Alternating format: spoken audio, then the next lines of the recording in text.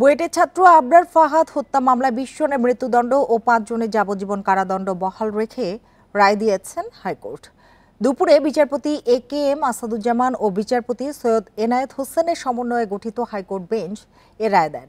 রায় ঘোষণার পর সন্তোষ প্রকাশ করেন নিহত আবরার ফাহাদের পরিবার। দ্রুত রায় কার্যকরের দাবি তাদের। তবে রায়ে ন্যায় বিচার বঞ্চিত বলে দাবি আসামি পক্ষের আইনজীবীর। ২০১৯ সালে বুয়েটের শেরেবাংলা হলে শিক্ষার্থী আবরার ফাহাদকে পিটিয়ে হত্যা করা হয়। ভোরে হল থেকে তার মরদেহ উদ্ধার করে পুলিশ।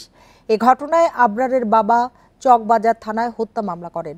২০২১ সালে বিচারিক আদালতে দেয়া রায়ে ২০ জনকে মৃত্যুদণ্ড ও ৫ জনকে যাবজ্জীবন কারাদণ্ড দেয়া হয়। আসামিরা সবাই বুয়েট শাখা ছাত্রলীগের বহিষ্কৃত নেতাকর্মী। এই ঈদে জামা জুতো অ্যাক্সেসরিজের ডিসকাউন্ট।